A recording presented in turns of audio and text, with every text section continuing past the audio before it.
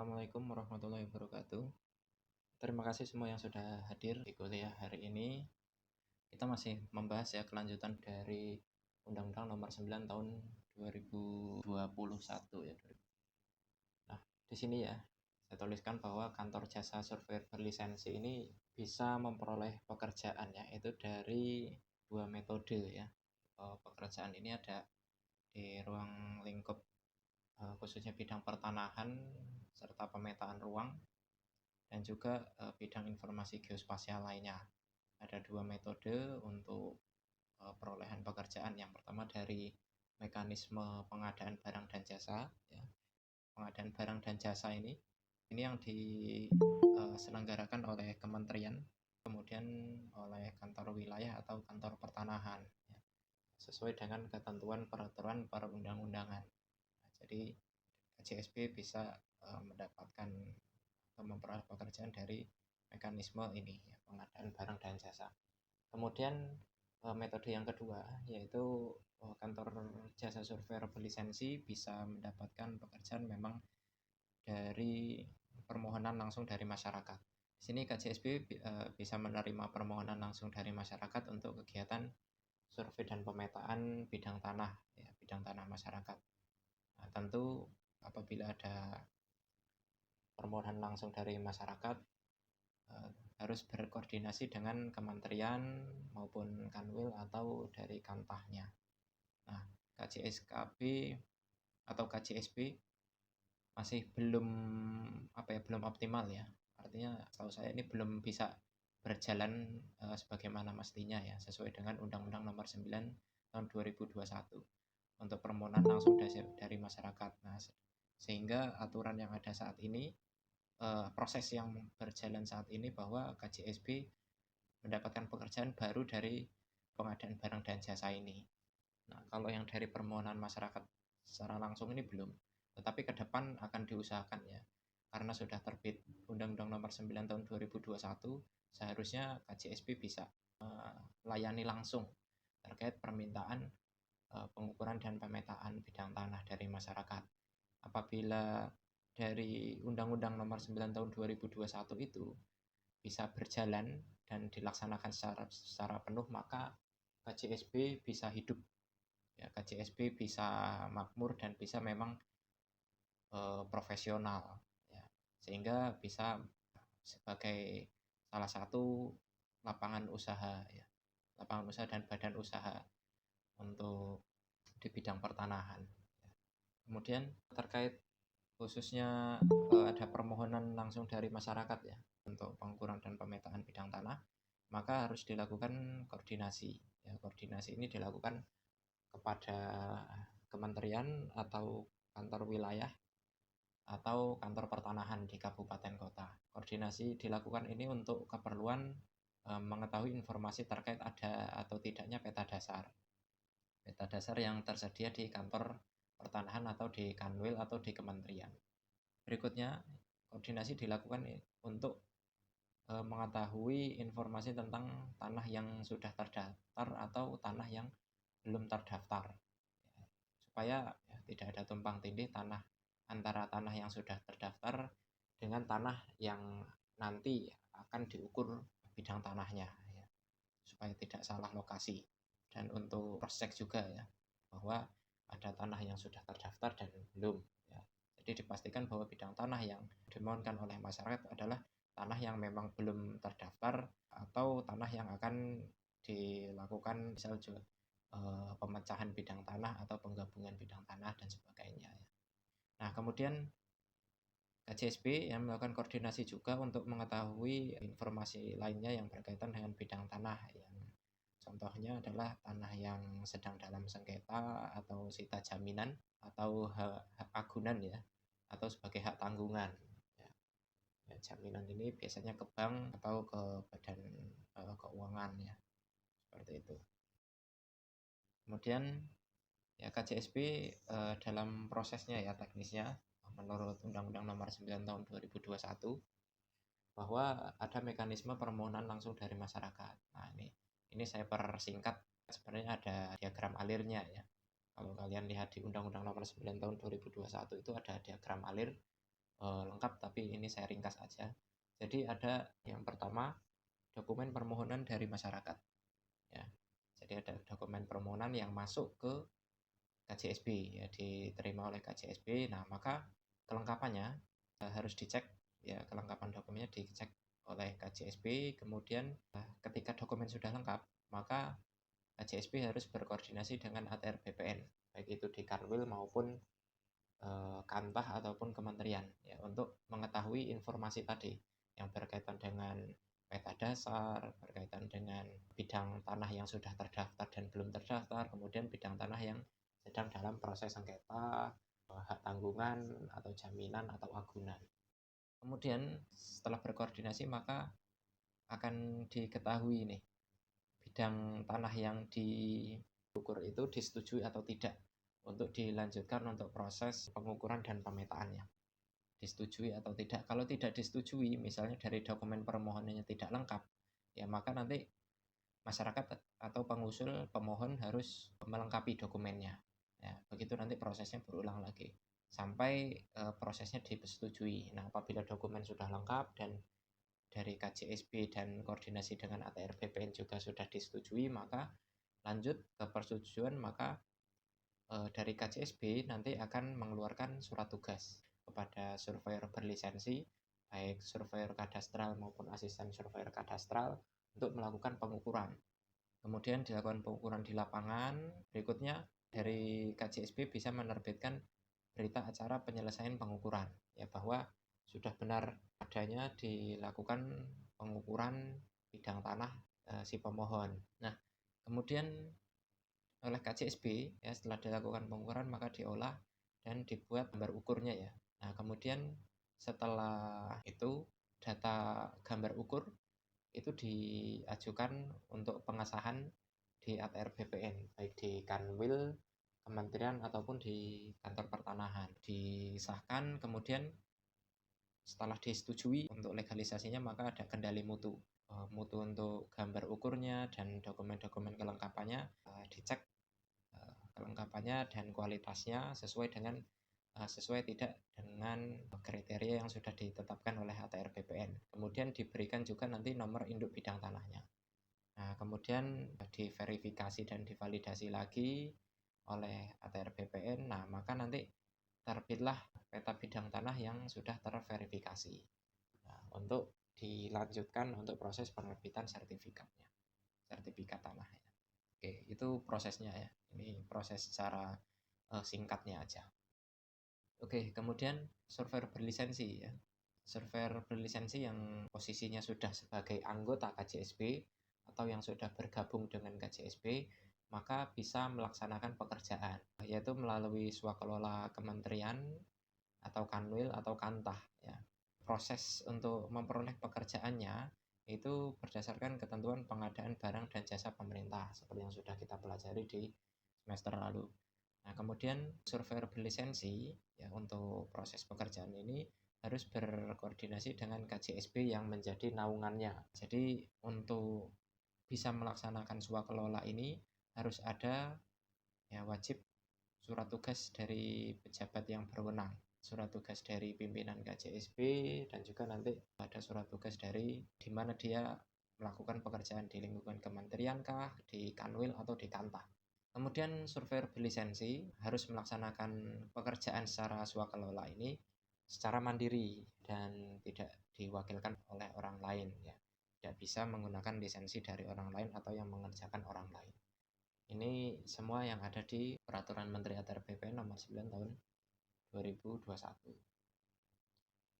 Kemudian surveyor berlisensi, baik surveyor kadastral maupun asisten surveyor kadastral, dan juga KJSB ya.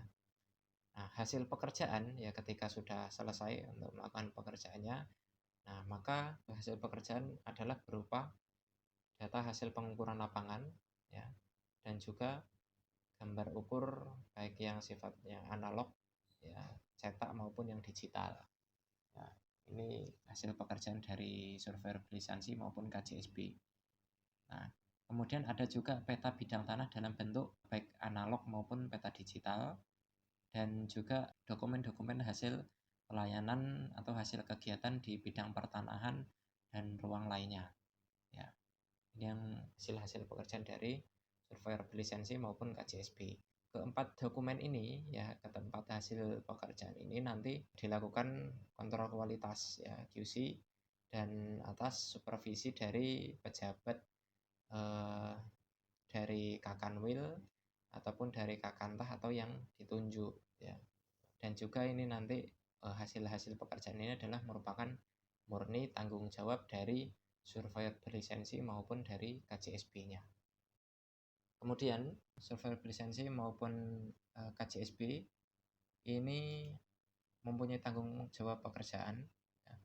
Jadi dalam pekerjaan survei pemetaan yang dilakukan oleh KJSP, nah maka hasil pekerjaan itu menjadi tanggung jawab semua komponen ya, baik itu surveyor kadastralnya, asisten surveyor kadastral, dan juga dari pemimpin KJSP.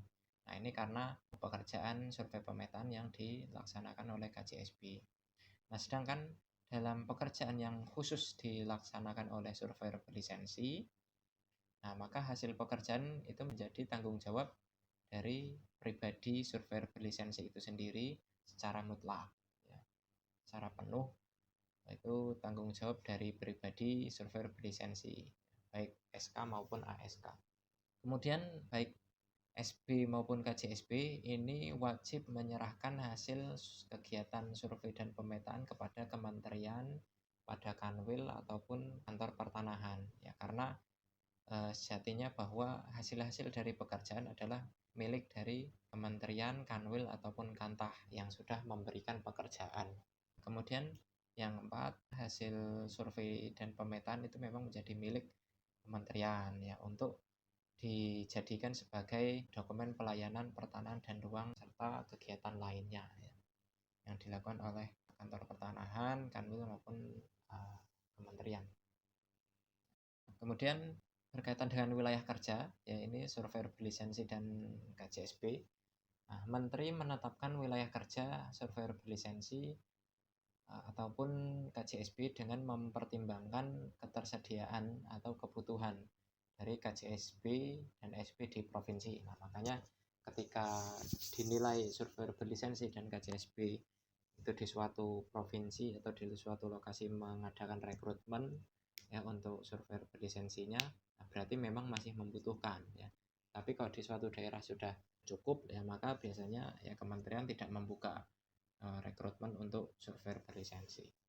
Kemudian jika dalam satu provinsi ya tidak cukup ketersediaan atau kebutuhannya, nah maka menteri bisa menetapkan wilayah kerja dari KJSP itu lebih dari satu provinsi. Misalnya ada provinsi yang memang sama sekali tidak ada KJSP, nah maka KJSP yang ada di provinsi yang berdekatan, maka itu bisa memberikan kesempatan dia untuk wilayah kerjanya lebih dari satu provinsi. Jika dalam suatu wilayah kerja belum ada KJSP, maka nanti dalam kurun waktu 1 tahun ya, maka Kanwil BPN itu harus mengordinasikan untuk pembentukan KJSP. Nah, sebenarnya ini 1 tahun sejak terbit Permen nomor 9 tahun 2021 ini terbitnya di pertengahan tahun 2021, sehingga ini sudah berjalan hampir 1 tahun sejak terbit peraturan ini ya. Nah, kemudian itu tadi ya, KJSP harus sudah terbentuk dalam kurun waktu maksimal 1 tahun ya. Nah, jika kekurangan jumlah surveyor berlisensi di wilayah kerja ya, di suatu wilayah kerja, maka menteri bisa memobilisasi ya surveyor berlisensi ataupun KJSP dari wilayah kerja lain. Itu.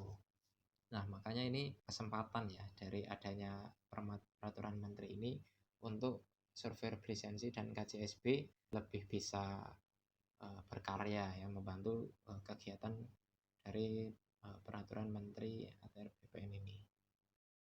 Bagaimana jika surveyor berlisensi dan KJSP pindah wilayah kerja?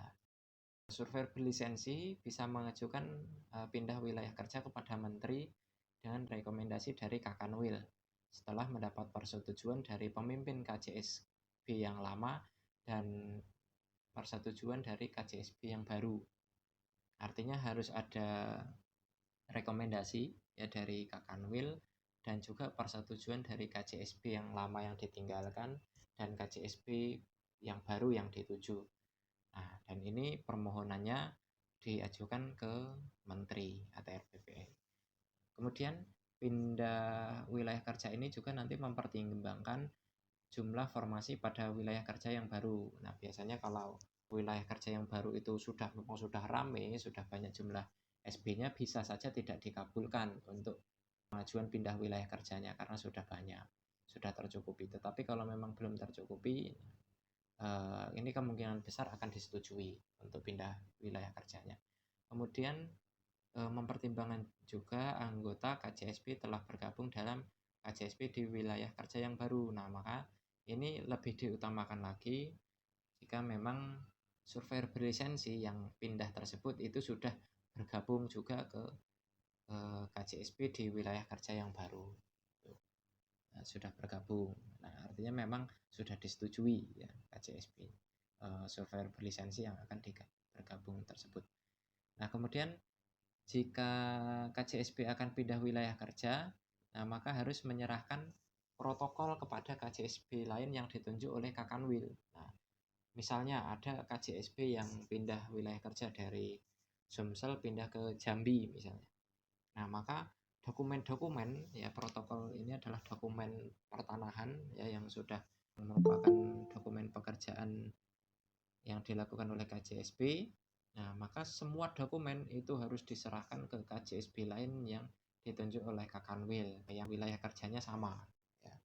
Karena dia akan pindah wilayah kerja ke provinsi lain, maka menyerahkan protokolnya ya, sehingga tujuannya apa? Nah, ini KJSP yang ditunjuk tadi untuk menerima protokol atau dokumen-dokumen dari KJSP yang akan pindah, maka dia harus menerima dan juga membuat berita acara penerimaan. Dia harus menerima, membuat berita acara penerimaan protokolnya, dan KJSP tersebut yang menerima itu harus menyimpan protokolnya, kemudian memelihara untuk digunakan dalam melaksanakan tugas dan pekerjaan. Artinya untuk melanjutkan juga ya secara tidak langsung untuk melanjutkan tugas dan pekerjaan dari KJSP yang pindah wilayah kerja.